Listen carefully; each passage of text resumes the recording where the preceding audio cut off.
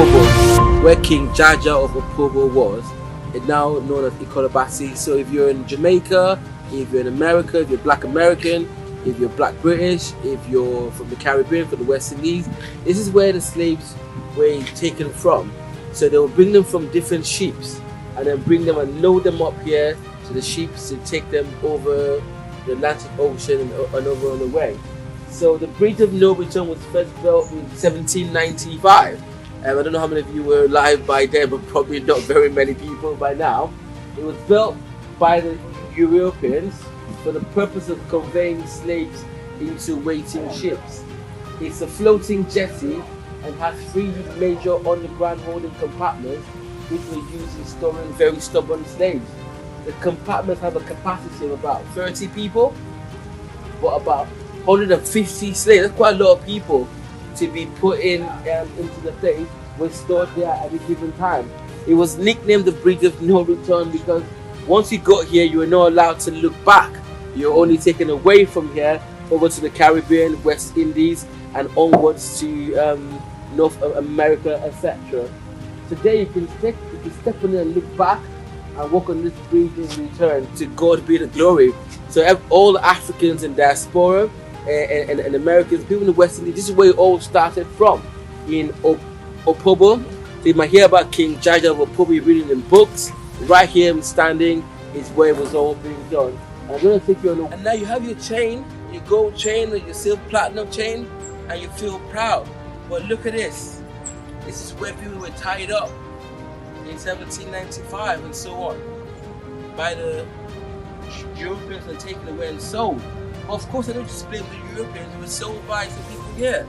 You know, I'm going to make a fact finding to see why and what category of people were sold around here. Well, this is a chain right here, 2022. This is May the 19th, 2022, and you can see over here. You come with me. They're tied up. Yeah, but it has to stay in my shirt because this is a nod to the ancestors. You know, this white t-shirt, I can get it back because I'm free. I can buy detergent, put it in the washing machine. But those people were not free, they were tied up. And you look across, they're taking round over here and they're sailing into the Atlantic. And that's incredible. This is the Bridge of No Return. And this is a piece of history right here. So now the chains are gone. Let's not put ourselves in chains. Let's free our minds. So we don't have to go this again. This is black on black crime, I would say. Because black people were sailing by other black people to the Europeans who then took them away. So this is where we come from. Wow, amazing. Coming through 5 pieces there, and it's short. And once it's short, there's no sunlight. You can imagine people scrumped in here, 150 people. So that's quite a large block. No, not large, but size of the block. So in one degree, 150 people in this place. It must have been tight very hot. And there's no ventilation, there's no window, there's a little hole in here, so you'll be very hot. And I'm sweating here because it's really hot inside here, and then the holes are closed. Just take a good look around, take it all in.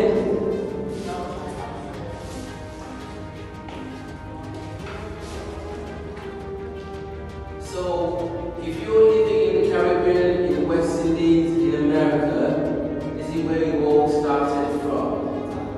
And from here it was stored and put on ships and taken away on the Atlantic Ocean. This is the bridge of no return in Opobo. Well, thankfully, I'm able to get out. So I'm going to make an escape before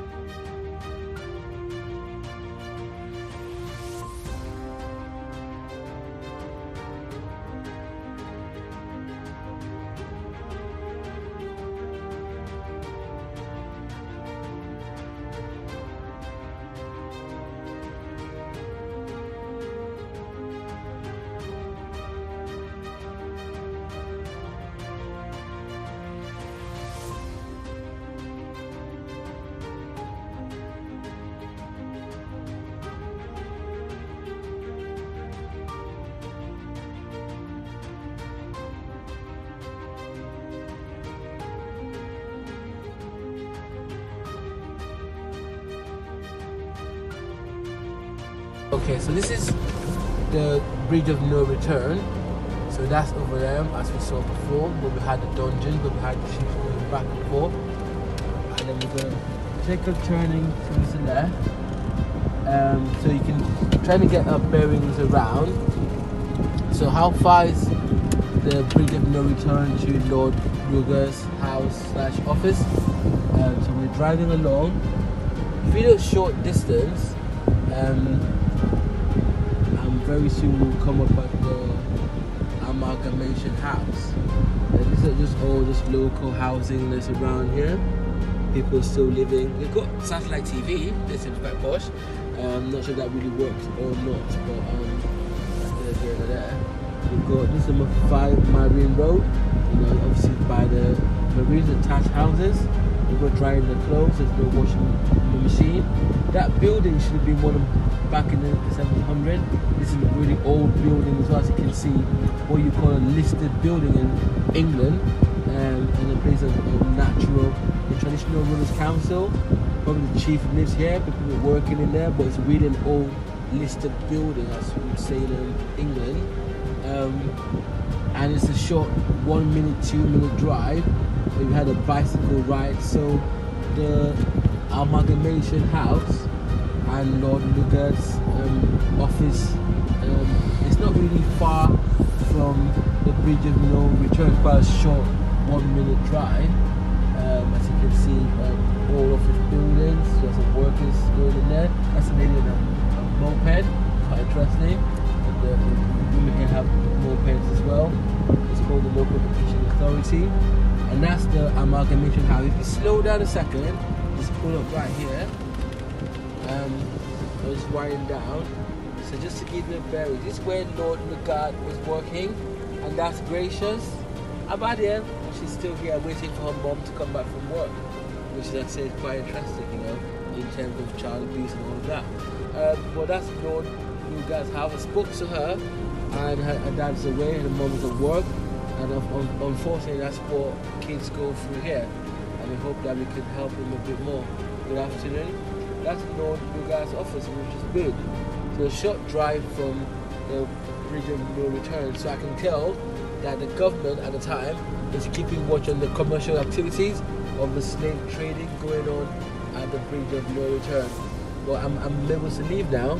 And this comes to the end of my trip. It's been very fascinating for me to see things that happen and bring you this historical concept and historical facts you can use first hand.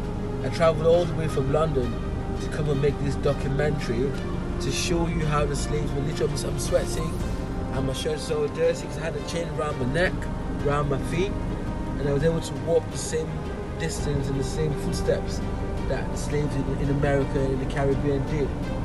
And now we're going headed to head back to the capital, so I can get my flight back to the capital of Nigeria and head towards Ghana and Gold Coast. To catch you on the next episode. My name is Opobo EKWO, and I brought this original documentary to you from Opobo. And we say solidarity forever. Thank you, and catch you on the other side. So we're live in Edinburgh, Scotland. The sights and sounds of Scotland in Edinburgh. This is the Royal Bank of Scotland building, incorporated by the Royal Charter in 1727, so not very far off from the time of the slave trade. And that is the square over there, and they've got a nice tram. So here as we live in Scotland, as we pay homage to Mary Slessor, who was for the abolishment of killing of twins. And it's nice to be in Scotland, in the birthplace, and you can take out the scenes, and we'll see you at the next stop.